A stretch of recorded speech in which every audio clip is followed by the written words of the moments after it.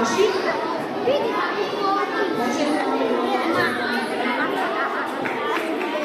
Četvrti razredi čitali su o životinjama u časopisima Moj planet Zmij i podijelili su se na način da četvrti A razred istražuje ugrožene životinjske vrste, jer znamo da su mnoge izumrle ili na izumiranju. Pa se mi trudimo i u časopisima, enciklopedijama i drugim publikacijama potaknuti nas ljude da čuvamo i budemo na svim vrstama. Evo, četvrti A, osim njih istražio je i kućne ljubimce. Mnogi imaju kućne ljubimce, pa kako se o njima možda treba brinuti, što njima treba. I zadatak im je bio u 5 slajdova vama na zanimljiv način ispričati i dati neke informacije koje vam mogu koristiti. Evo, pa se mogu predstaviti. Josip će zapravo. Mi smo četvrti A i dobili smo zadatak istražiti o ugroženim životinjama i kućnim ljubimcima i časopisa Zmij Moj planet. U 1924. godini ubijeno je oko 2 milijuna koala samo zbog njihovog krva. Znate li da plavetnom kitu jezik je težina oko 3 kg i srce od čak 600 kg? Divovski mravojed ima malu glavu i još manje oči, dok mu je njuška dosta velika. Tko je nas rodio?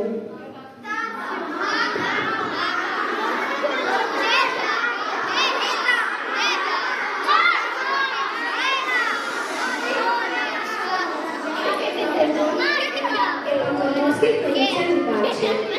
Muže su morskih konjica rađaju mladence. Crvena panda je kampenjak i dnevno pojede 200.000 bambusovih listova. Velika panda je kineskog podrijetla i spremna penjačica. Mislim da znate svi što je tigar. Jedna vrsta od tigra je tasmanijski tigar. Ona je jedna od izumrlih životinja. Izdvojili smo još neka zanimljiva sa kućnim ljubimcima. Na primjer, karavnici su dobili ime po svojem mjestu roda karavanski. Od svih malzova najčešće za kućna ljubimca je kornjača. Je u Srbiji obožavate ljubimci? Papige se isto jako vole užiti. Zamorac je južnoamerički glodavac koji je u Europu prevezen morskim prirodom. Ima li ko od vas zamorca? Velika želite imati. Ako želite imati slatkom zamorcu, je potreban kada sa kućicom, posudicu za hranu i vodu i kotač koji najčešće koristi noću. Mačke su dobar izbor kućnih ljubimaca za djecu. Spavaju jako puno. Čak 70% svog života prespavaju. I znate li da je mačka bila u svemiru? Da, imaju je astrofet.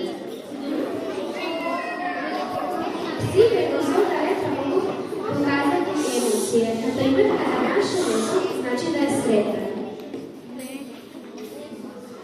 Najbolji kućni ljubimci su psi i mačke, a na trećem mjestu su punići. Ne trebaju živjeti isključivo u kavezima. Znate li za jedan kazani kaput je potrebno ubiti 100 činčila? Za svaku životinju je potrebno brinuti, a ne ih ubijati.